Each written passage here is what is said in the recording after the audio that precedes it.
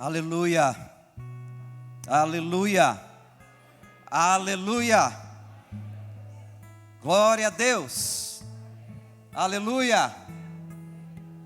Talvez esse seja um refrão que nós, como igreja do Senhor, talvez ficaremos ajoelhados diante do trono de Deus, dizendo continuamente que nós não sabemos o preço que foi pago. Eu nunca saberei o preço que foi pago lá na cruz. Talvez nós vamos cantar isso diante do Cordeiro de Deus na eternidade, porque nós nunca saberemos o preço de tamanho amor por nós. Amém, queridos? Amém. Glória a Deus. Deus é maravilhoso. Queridos, um prazer, uma satisfação imensa. E eu olhava ali para a igreja, me veio a lembrança de dias tão difíceis que nós enfrentamos neste período de pandemia. E muitos comércios fecharam, empresas, muitos profissionais perderam a sua colocação profissional. Muito triste isso, mas eu sei que pela bondade de Deus há de levantar essas pessoas novamente, há de abrir portas novas. Mas eu olhando para a igreja hoje de forma muito especial, aumenta no meu espírito a convicção e a certeza de que as portas do inferno nunca vão prevalecer contra a igreja. A chama do Espírito nunca se apagará. Nunca, irmãos. Pode vir pandemia, pode vir perseguição, pode vir aflições, pode vir guerras, mas a chama do Espírito nunca será apagada. E eu quero que essa chama queime sempre dentro de mim. Cantamos aqui, eu tenho a certeza que Deus já ministrou na sua vida. Quando você decidiu sair de casa e falou: eu vou para a casa do Senhor, eu vou estar com os meus irmãos em comunhão, eu vou cultuar ao Senhor. Ali eu tenho absoluta certeza que Deus já começou ministrando na sua vida. E aqui, enquanto estávamos em adoração e vamos permanecer em adoração, eu também tenho certeza que Deus já ministrou na sua vida. Cânticos maravilhosos. E nós cantamos um cântico que diz e que nos leva a uma reflexão. E eu quero fazer essa pergunta para os irmãos. Você quer viver algo novo? Porque nós cantamos: eu quero viver algo novo. Você declarou isso. E se você declarou para aquele que pode fazer algo novo, então Deus recebeu o seu cântico. E a pergunta que Deus devolve para nós é: ok, meu filho, minha filha, eu estou pronto e quero fazer algo novo. Mas e você? Quer algo novo? Você quer viver algo novo? Eu entendo que talvez todos aqui tenham a mesma resposta. E diz para o Senhor: sim, Deus, eu quero viver algo novo. Aí Deus responde: então, se deixe ser incendiado pelo meu Espírito. Algo novo da parte de Deus só pode vir a mim e a você pelo Espírito. E querer algo novo é querer literalmente que Deus nos incendeie. Que o fogo não se apague. Que o fogo, na verdade, irmãos, ele aumente em nós. O fogo na vida de um crente não pode baixar, não pode diminuir. O fogo na vida de um cristão tem que sempre subir. mais fogo de Deus. Quanto mais fogo, mais glória. Quanto mais glória, mais milagres, mais da presença, mais do sobrenatural de Deus na nossa vida. Que prazer, irmãos. Enquanto estava ali, o Espírito de Deus ministrando ao meu coração, e ele disse outra coisa tremenda. O amor de Deus nos separa do mundo. O que nos separa do mundo, irmãos, não é a nossa inteligência, não é a nossa fé, a nossa disposição, é o próprio amor de Deus que nos separa do mundo. Que coisa maravilhosa. Todos os dias somos separados, um pouco mais, do mundo, por causa do amor de Deus. Amados, quero ministrar nessa noite com os irmãos, a respeito de algo maravilhoso de Deus. Tudo em Deus, tudo de Deus é maravilhoso. Tudo de Deus é perfeito, é belo, e tem um fim maravilhoso. Tudo que Deus tem para nós é muito bom. Eu sei que no primeiro momento, até a vontade de Deus em confronto com a nossa vontade, muitas vezes, nos leva a ficar um pouco angustiados, talvez entristecidos, preocupados, porque sempre há um confronto entre a vontade de Deus e a minha vontade.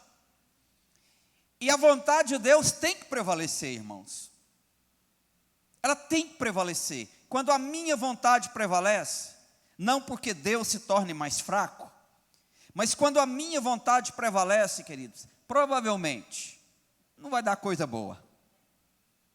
Mas quando a vontade de Deus prevalece, a Bíblia diz que a vontade dele é boa, é agradável e é perfeita. E ela cumpre um propósito. Então tudo de Deus é muito bom. Mas eu quero falar de algo também maravilhoso de Deus essa noite. Deus muda a nossa maneira de nos vermos. Deus quer e pode fazer isso. Eu sei que a maioria aqui, se não todos, tem uma boa percepção, uma boa consciência, uma boa leitura de si mesmo. Eu sei que se eu pedir para você se descrever, provavelmente você vai se descrever bem para mim. Mas, irmãos, não é o suficiente. É muito bom a gente se conhecer, é necessário. Mas Deus quer trazer algo novo. Ele quer mudar a maneira com que eu me vejo. Ele quer que eu me veja a partir dele, com os olhos dele, com a mente dele. Por isso Deus nos deu a mente de Cristo,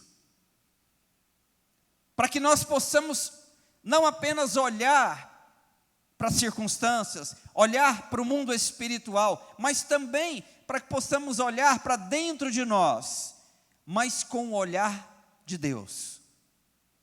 Como Deus te vê? Como Deus te vê? Nós temos que saber isso. Eu preciso entender como o Senhor me olha, o que Ele pensa de mim. Deus sempre se faz presente para nos garantir, queridos, a vitória. Sempre. E existe no nosso DNA de pessoas nascidas de novo, o DNA de vencedor. Não tem como tirar isso, porque nós fomos gerados pela palavra e pelo Espírito de Deus. Então, se fomos gerados, nós trazemos a herança daquele que nos gerou.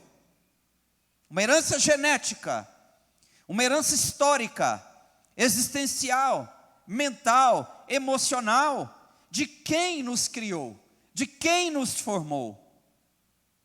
E Deus colocou em nós o DNA de vencedor. É difícil entender isso. principalmente porque por séculos o mundo impregnou na mente dos cristãos que eles eram o quê? Fracos, derrotados, incapacitados, pouco inteligentes. Não foi isso, irmãos? Eu vivi um pouco dessa época. E aí Deus vem trabalhando na mente do seu povo, na mente da igreja, dizendo: não pensem dessa maneira. Este é o pensamento do mundo para você. O meu pensamento a seu respeito é outro. O triunfo, então Deus sempre se faz presente para nos garantir a vitória, o triunfo, a superação, a força, a coragem e a sabedoria. Tem um cântico que eu gosto muito. Tem tudo a ver com ele. Tem tudo a ver com Deus. Ele é a plena certeza de que algo sobrenatural pode acontecer na minha vida e na sua vida. Cristo é a plena certeza. A palavra é a plena certeza de que algo sobrenatural acontece. E eu declaro sobre a sua vida que algo sobrenatural vai acontecer na sua vida. E não é porque eu quero apenas, eu desejo isso, mas porque isso está na natureza de Deus. Fazer algo além do que pensamos ou imaginamos. Fazer algo além do que queremos. Fazer algo além das nossas limitações e além da nossa própria força. Queridos, e teve 2 homens de Deus que experimentaram algo tremendo, tremendo, tremendo e maravilhoso. Um foi Moisés. E eu queria que você abrisse comigo no livro do Êxodo. Desculpa, me perdoe, livro do Êxodo, capítulo de número 3. Eu só quero chamar a atenção para você de algumas características aqui do agir de Deus na vida deste homem. Vocês sabem que Deus mudou a maneira de Moisés se ver. Moisés se achava desqualificado para a obra de Deus. E Deus precisou então mudar como Moisés se via, como ele se percebia. Senão Moisés não conseguiria atingir o nível que Deus estabeleceu para ele atingir. Se Deus não mudar a sua maneira de pensar sobre si mesmo, você não vai atingir o nível que Deus estabeleceu para você. Capítulo 3, a partir do verso 2, diz: apareceu-lhe o anjo do Senhor numa chama de fogo, no meio de uma sarça. Preste atenção, Moisés já vinha de uma jornada árdua no Egito. Moisés já estava vivendo uma grande guerra dentro dele, porque Deus já estava arrancando o Egito de dentro dele. Moisés fora criado no Egito, sob as leis egípcias, sob a cultura egípcia, sobre os deuses egípcios. E Deus então começa a tirar Moisés daquele contexto, e começa a tirar o contexto egípcio de dentro dele. Porque Moisés se via como um egípcio, e depois se via como um homem fraco, como escravo. E Deus começa a trabalhar com aquele homem, e trabalha no caráter daquele homem, na imagem daquele homem, na percepção daquele homem. E quando eu falei, irmãos, que Deus, se for necessário, Ele cria algo sobrenatural, aqui no versículo 2, algo sobrenatural, o próprio Senhor aparece para Moisés numa chama de fogo, no meio de uma sarça, algo inusitado, algo que Moisés ainda não tinha vivido. E entenda que Moisés, provavelmente, ele viu muito do sobrenatural dos deuses egípcios no Egito, fazendo muitas coisas estranhas e sobrenaturais, porque era um povo místico.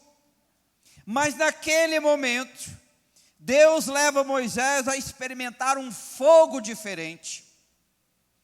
Não era um fogo do Egito, Deus leva ele para um lugar e queima uma sarça. A Bíblia diz que Moisés olhou, e eis que a sarça ardia no fogo, e ela não se consumia. Aqui Moisés começa a ver algo sobrenatural. Como é que aquela árvore ali começa a pegar fogo, mas ela não queima. Versículo 3.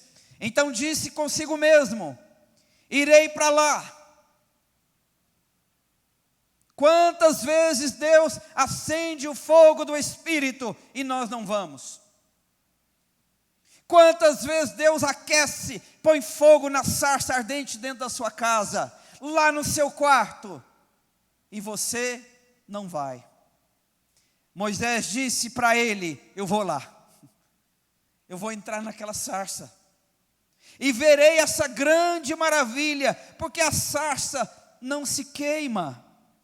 Vendo o Senhor, versículo 4, que ele se voltava para ver, então Deus percebe o movimento de Moisés, a disposição de Moisés para entrar no meio do fogo. Oh glória, está percebendo, irmãos? Olha só, vendo o Senhor que ele se voltava para ver, Deus do meio da sarça o chamou. De onde Deus chama Moisés? Não foi da periferia, não foi lá na boate, não foi lá na rua, foi no meio do fogo, foi na presença do Espírito. Deus no meio do fogo chama Moisés: Moisés, Moisés. E deixa eu te contar uma coisa, lá do meio do fogo, Deus nos chama pelo nome. Ricardo, Luiz, Herbert, Marley, entra no fogo, entra dentro da sarça, vem aqui. É pelo nome. Sabe por quê, igreja? Porque essa experiência é pessoal. Existe um fogo que é derramado sobre a igreja, mas existe um fogo que é derramado sobre a minha vida e a sua vida. Vinícius, vem para a sarça, vem para o fogo.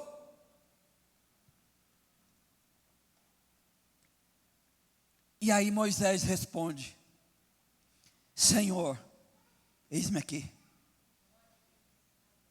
Deus sempre chama, nós é que falamos não. Deus sempre chama, a sarça está sempre ardendo. Deus não apagou o fogo do Espírito, nós é que falamos: hoje não, Senhor, agora não, Deus, eu estou cansado, eu tenho que estudar, eu tenho que trabalhar, eu tenho que fazer isso, eu tenho que fazer isso, eu tenho que fazer isso. Senhor, agora não.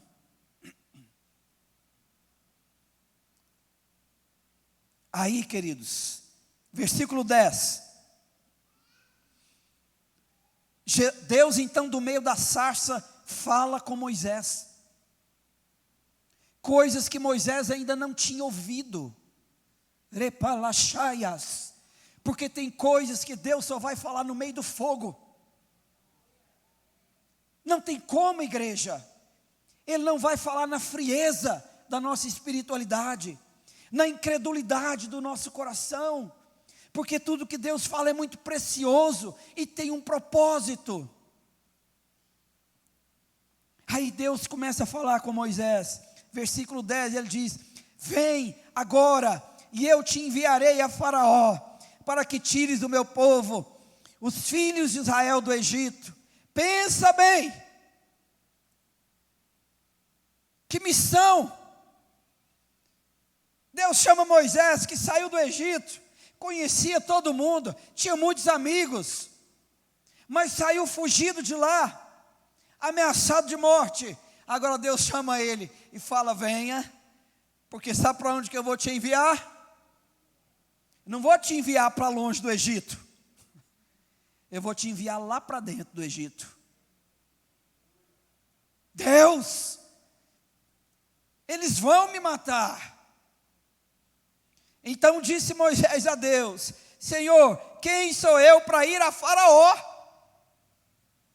e tirar do Egito os seus filhos que estão presos lá, Senhor? Senhor, não, Deus, eu estou ouvindo mal, essa sarça queimou meu cérebro, queimou meu entendimento, porque Deus está mandando eu voltar para o Egito, de onde eu saí, ir lá para Faraó e dizer para Faraó: Faraó, deixa sair o povo de Deus. Seria mais ou menos, irmão, você chegar hoje num país comunista, num país fechado ao Evangelho, chegar lá num ditador e falar: ei, ditador, eu estou aqui em nome do Deus vivo, deixa sair todo cristão aqui desse país agora. O que você acha que ia acontecer com você lá? Outro fogo ia comer, né? Outro fogo ia aparecer por lá. Versículo 12. Deus lhe respondeu: Moisés, calma. Moisés, você está apavorado. Moisés, você está com medo. Moisés, você não está acreditando no que eu te falei. Mas eu serei contigo. E este será o sinal de que eu te enviei. Depois de haveres tirado o povo do Egito, servireis a Deus neste monte. Disse-lhe Moisés a Deus: eis que quando eu vier aos filhos de Israel e lhes disser: o Deus de vossos pais me enviou a vós outros, e eles me perguntarem: qual é o seu nome? O que eu vou dizer, Deus? Porque o teu povo lá no Egito perdeu a consciência, a história de quem é o Senhor. Eles já adoram lá bezerros, adoram jacarés, cobras, demônios. Senhor, quem eu vou dizer que o Senhor é? Quem eu vou dizer que me enviou? Disse Deus a Moisés: tudo isso de dentro do fogo, tudo isso dentro da sarça ardente, irmãos. Disse Deus a Moisés: eu sou o que sou. Disse mais: assim dirás aos filhos de Israel: o eu sou me enviou a vós outros. Moisés, basta dizer isso. Basta dizer que eu, Yahvé, te enviou. O eu sou. Deus disse: Moisés, diga, porque eu sou aquele que é. Ponto. Em mim não há variação. Eu sou Yahvé, o Senhor. Diga: esse é o meu povo, e o meu espírito vai fazê-los lembrar de que há um Deus. De que há um Deus. E Deus foi com Moisés durante toda a sua vida. E os irmãos sabem o que aconteceu com a vida de Moisés. Agora eu quero pular para um outro homem, que também viveu uma experiência tremenda, e provavelmente também aprendeu com Moisés. Quem? Seu servo Josué. Seu filho na fé. Aquele que Deus levantou para levar o povo de Israel à vitória, após a terra prometida. E a obra de Josué era tão grande como a de Moisés. Porque Josué, queridos, ia entrar numa terra extremamente perigosa, nociva, a terra dos cananeus, um povo idólatra, assassino, cruel, e que era inimiga de Israel.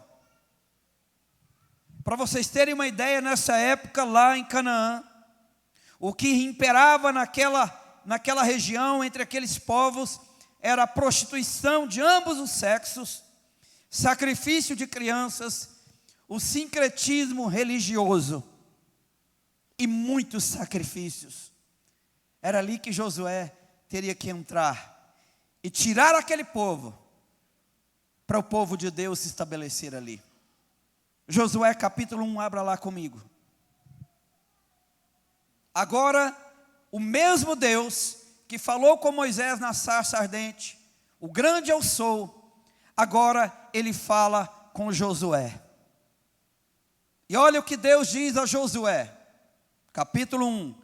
Sucedeu depois da morte de Moisés, versículo 1, servo do Senhor, que falou o Senhor Deus a Josué, filho de Num, servidor de Moisés, dizendo: mais uma vez Deus falando com um homem.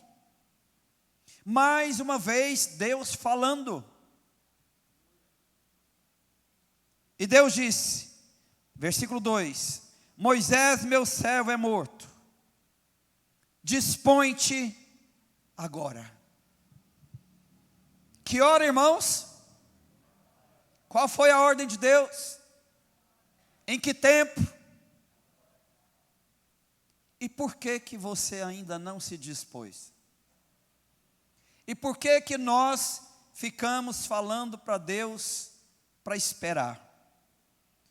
Por que que a igreja fica retardando tanto que Deus já mandou fazer?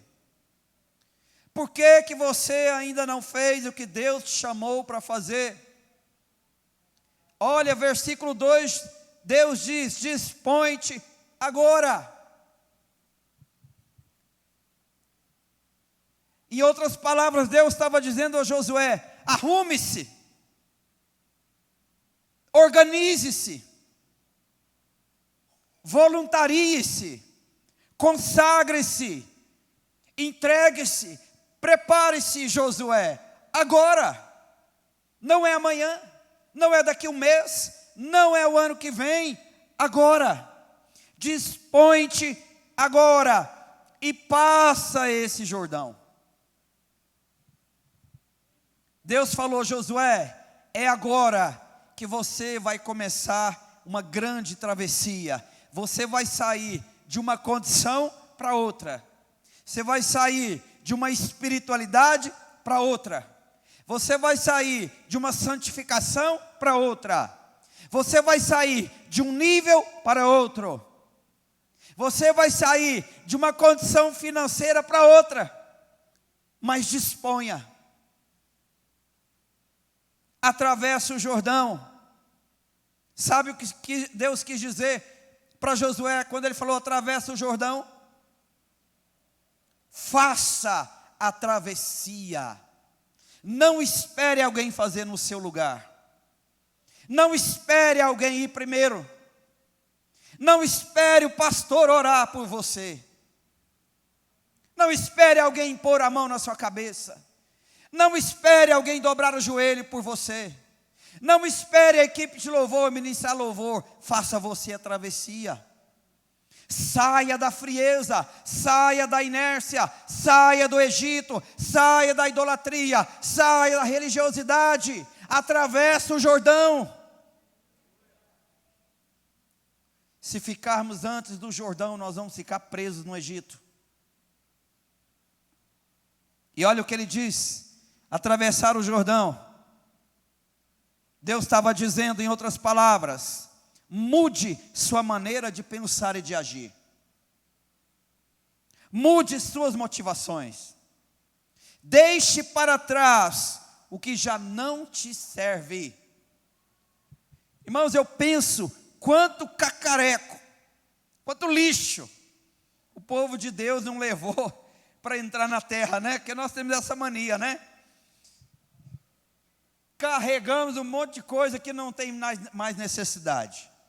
Guardamos um monte de roupa que não presta, não usamos mais. A gente vai levando um monte de coisa que não serve mais. Ali, quando Deus deu a ordem, falou: olha, para aqui, joga tudo que é do Egito fora, queima tudo, não leva nada, porque eu vou dar tudo novo. Mas a gente não confia que Deus vai dar novo. A gente acaba levando alguma coisinha velha.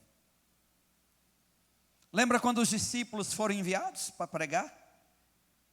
Jesus deu uma ordem para eles: não levem nada pelo caminho. Levaram só um bordão com um pouco de água, mais nada. Por quê? Porque Deus seria a porção deles. Tudo que eles iriam necessitar, Deus iria providenciar. Tudo que você necessita, Deus vai providenciar. Versículo 3. Todo lugar, Deus conversando com Josué, igual conversou com Moisés. Josué, pastor Manuel, Pedro, todo lugar que pisar a planta do vosso pé, vô-lo darei, ou vô-lo tenho dado, como eu prometi a Moisés. Você já viu que existe um ritual aí no mundo? Tem muita gente, né, jogador, que faz muito isso, né? Vai entrar em campo, o que ele faz? Ele bota o pezão lá direito, né? Firma o pé lá, né? Como se diz, ó, aqui é minha, né? Isso aqui é meu. A terra é minha. Isso é simbólico. Deus falou: olha, Josué, por onde você caminhar, debaixo da minha presença, sob o meu comando, de acordo com a minha vontade, eu vou te dar por herança. Josué, aonde você colocar os seus pés, aonde você firmar a sua fé, e hoje os nossos pés estão na rocha. Então ele fala: onde você firmar os seus pés, eu já tenho dado a você como herança. Deus promete e cumpre. Versículo 5. Deus continua falando com Josué e dizendo, e mudando a maneira de Josué se ver.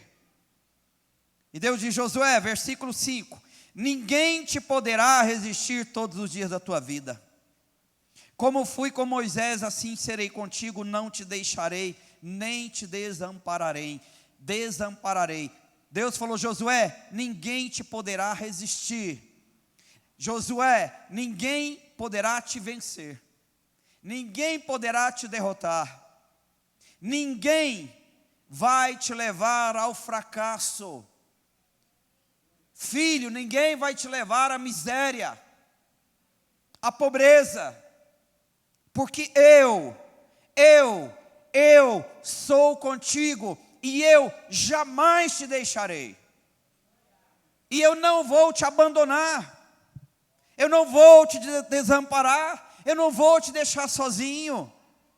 A sua luta é minha luta, meu filho, e a minha vitória é a sua vitória. Era isso que Deus estava falando para Josué. Vai, Josué, ninguém vai poder te resistir. E olha que Deus sabia quantos inimigos Josué ia enfrentar ali, irmãos. E foram muitos, ferozes. Queridos, debaixo dessa palavra, nem Satanás pode te resistir. Sabe por quê? Porque Yahvé, o Senhor, é contigo. Amém? Versículo 6. Aí Deus mexe mais ainda com o caráter de Josué. Deus mexe mais na autoimagem dele. Deus fala: filho, sê forte e corajoso. Porque tu, é você mesmo, estou falando com você, Josué. Fará a este povo herdar a terra que sob o juramento prometi dar a seus pais. Deus disse para você, e diz para você hoje: seja forte e corajoso. Não se olhe como fraco, não se veja como fraco, impotente, inoperante, inválido. Não, Deus nunca nos vê assim. Quem nos vê assim? Ou sou eu, ou o diabo que me leva a me ver assim, como fraco. Deus nunca olhou um filho dele como fraco. Pelo contrário, ele já falou, quando sou fraco, aí é que eu sou forte. porque o poder de Deus se aperfeiçoa na minha fraqueza. Ser forte, corajoso. Aqui Deus mexe com o brio de Josué. Em nome de Jesus, essa noite que Deus mexa com o seu brio. Mexe com a nossa dignidade. Aqui Deus estava mexendo com o amor próprio de Josué, falando: oi, para de achar, de se ver como um vermezinho, um fraco, um coitado, um qualquer. E eu não estou aqui fazendo apologia de narcisismo, viu? Nem de hedonismo, nem de egoísmo, viu, queridos? Porque tudo isso que Deus fala é debaixo de um comando de Deus sobre a nossa vida. Aquele que glorie-se ou que quer se gloriar, glorie-se no Senhor, não na sua própria carne. Então Deus mexe com o brio de Josué. Deus estava plantando na alma de Josué a mente de vencedor. Ele estava falando: Josué, você vai enfrentar tantos desafios, tantos inimigos, que se você não se ver como um vencedor, você vai ser derrotado por você mesmo. Lembra os 10 espias que voltaram com um relatório desanimador?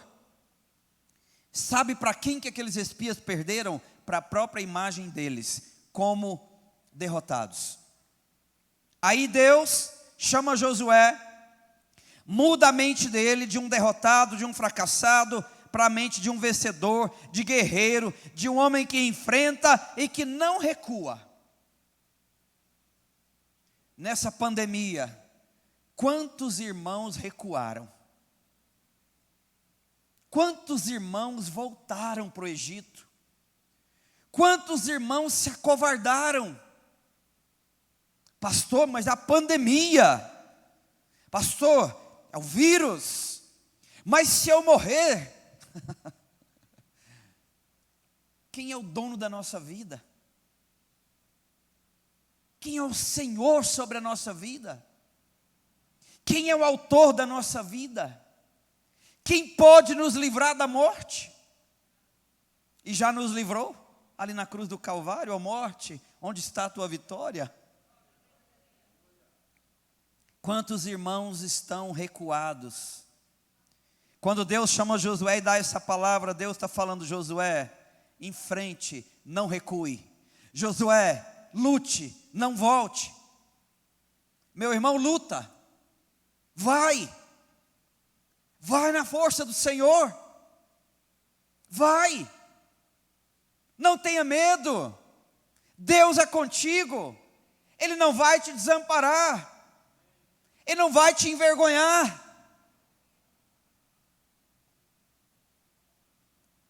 E quando ele diz ser forte, sabe o que significa ser forte?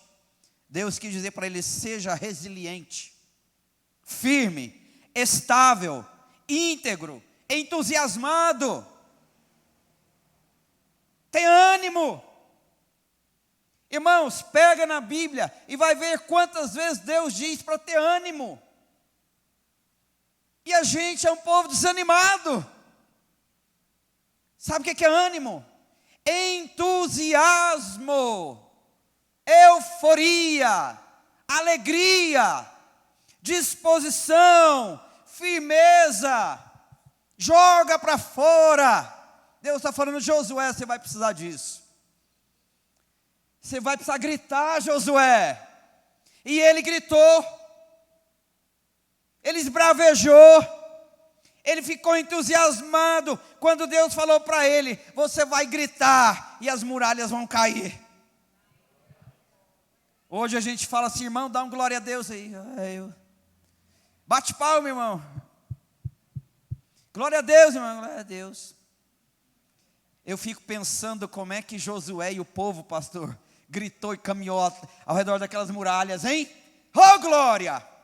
Com entusiasmo, com ânimo, acreditando, com integridade, dizendo: Deus vai fazer. Ele falou que ia fazer. Não depende de mim, eu só vou gritar. Amém, irmãos? Amém. Deus está dizendo: olha só, Deus está dizendo: Josué, seja como eu, um vencedor. Sua força está em mim. Você depende de mim. Então confia. Porque agindo eu, quem impedirá? Oh, irmãos, a igreja precisa viver essa verdade. A igreja precisa abrir essas portas aqui, olhar para o mundo e dizer para o mundo: agindo Deus, ninguém vai impedir. Foi assim na nossa nação durante essa pandemia, irmãos. Todos os números no mundo apontam o Brasil como o país com melhor desempenho no mundo nessa pandemia. Nós não quebramos, não falimos. Alguém aqui passou fome?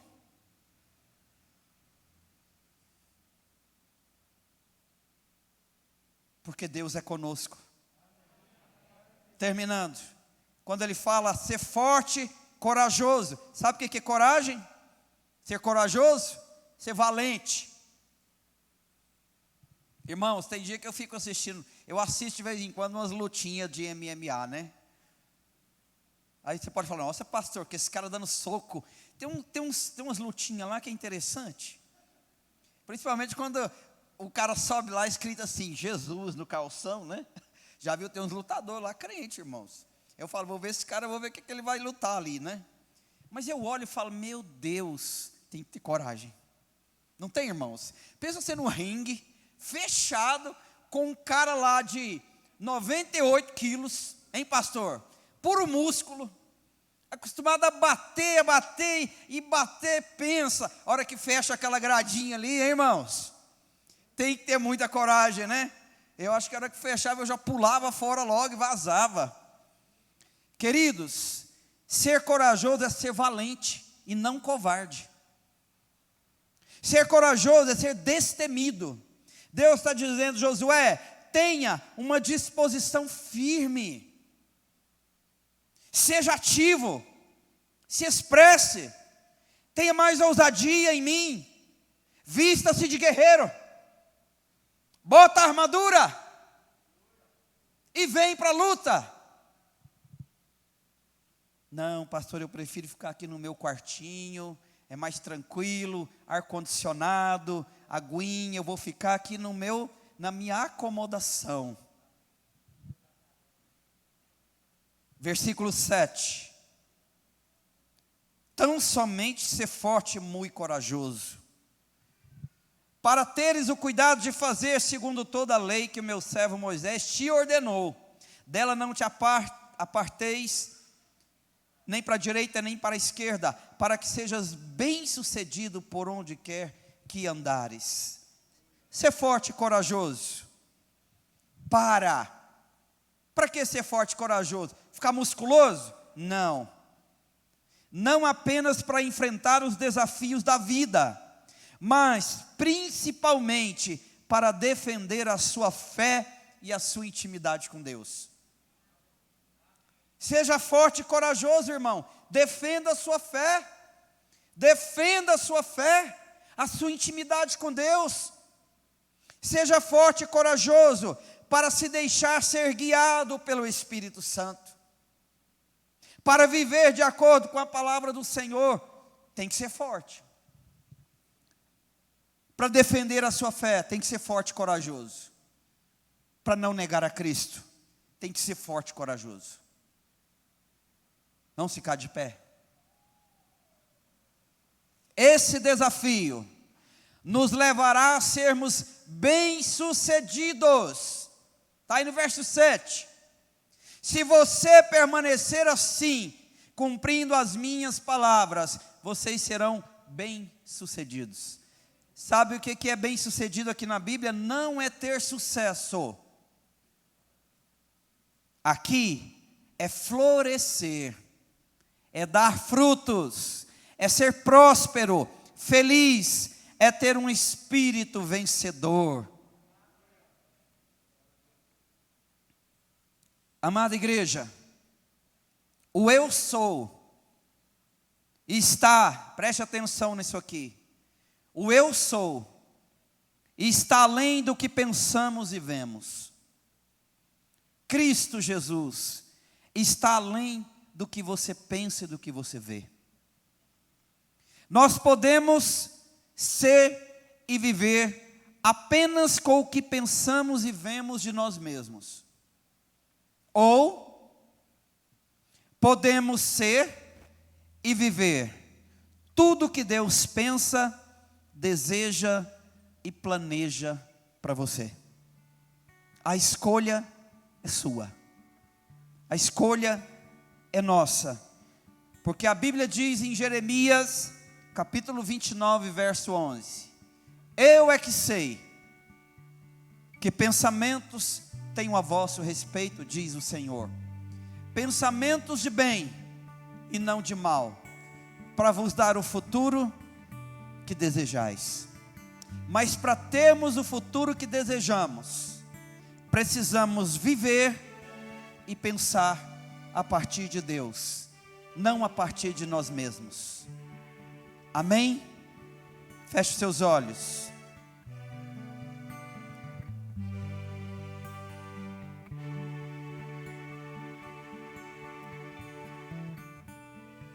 Senhor, firma esta palavra no nosso coração, planta essa palavra no nosso espírito, para que possamos viver pela fé na Tua palavra, porque a Tua palavra é a única garantia que nós temos de sermos mais do que vencedores, de estarmos em Cristo. E a garantia da nossa vitória, Senhor, é Jesus, a rocha, o rochedo, a verdade eterna. Senhor, que esta palavra nos transforme, que esta palavra mude a nossa maneira de pensar, de agir, de viver, de enxergar. Senhor, nos ajude a olhar para nós mesmos com os olhos do Espírito, porque os olhos e o olhar do Teu Espírito é um olhar de amor, de graça, de perdão, de redenção. O olhar do Teu Espírito para conosco é um olhar de recomeço, de oportunidade. É um olhar que nos diz: perdoados são os seus pecados. O olhar do Teu Espírito para nós é um olhar que nos torna mais do que vencedores, corajosos, fortes, valentes, destemidos, guerreiros, que confiam no Teu amor e nas promessas do Senhor. Muda, Senhor, tudo em nós que precisa ser mudado. Transforma-nos à imagem e semelhança do Senhor, Pai. É a nossa oração, em nome de Jesus, em nome de Jesus.